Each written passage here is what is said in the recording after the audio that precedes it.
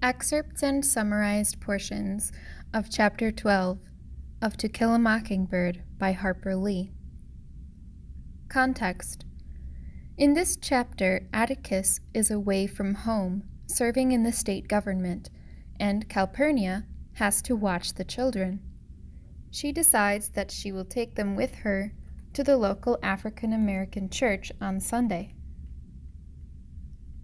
When they saw Jem and me with Calpurnia, the men stepped back and took off their hats.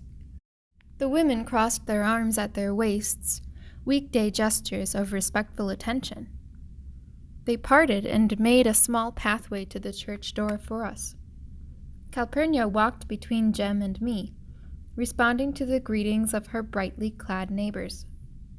"What you up to, Miss Cal?" said a voice behind us. Calpurnia's hands went to our shoulders, and we stopped and looked around. Standing in the path behind us was a tall black woman. She seemed 7 feet high. I felt Calpurnia's hand dig into my shoulder. "What you want, Lula?"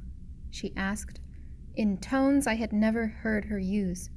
She spoke quietly, contemptuously. "I wants to know why you bringin' white chillun to N-word church." "They's my company," said Calpurnia. Again I thought her voice strange. She was talking like the rest of them. "Yeah, and I reckon you's company at the Finch house during the week."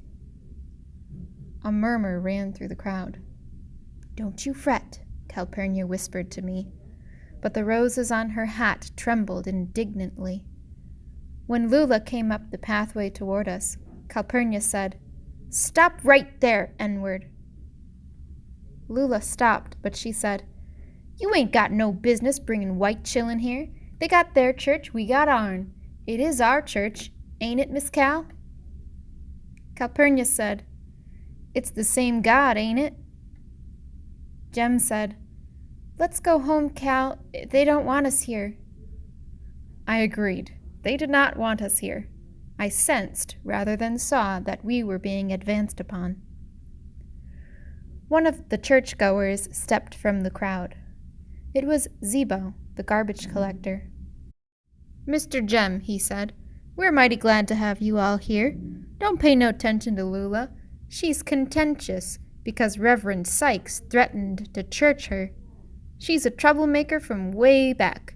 Got fancy ideas and haughty ways. We're mighty glad to have you all." With that, Calpurnia led us to the church door, where we were greeted by Reverend Sykes, who led us to the front pew.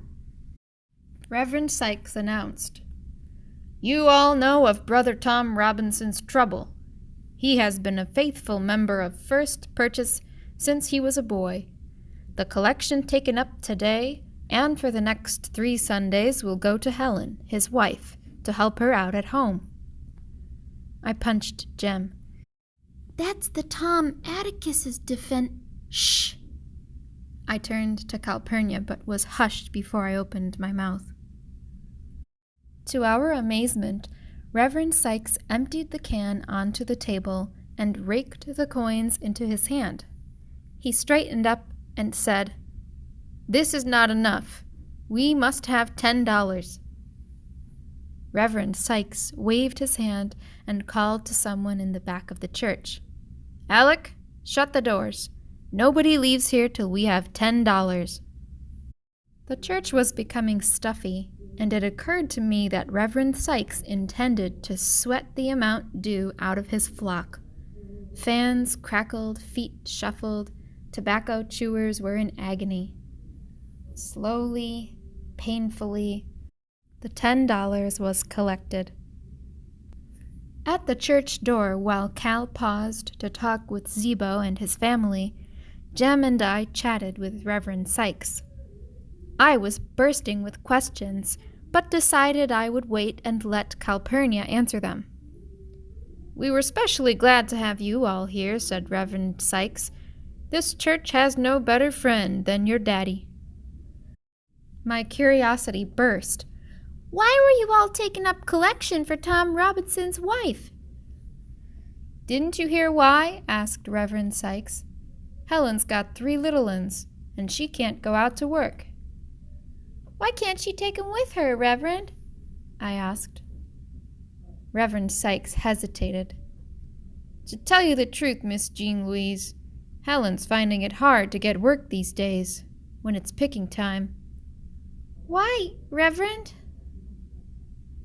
Before he could answer, I felt Calpurnia's hand on my shoulder. At its pressure, I said, "We thank you for letting us come." Jem echoed me, and we made our way homeward.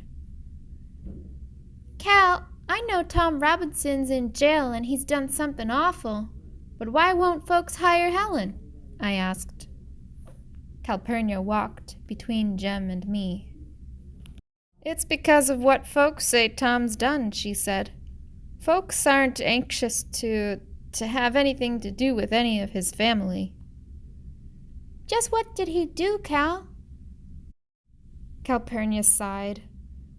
"Old Mr. Bob Ewell accused him of raping his girl and had him arrested and put in jail." "Mr. Ewell?" My memory stirred.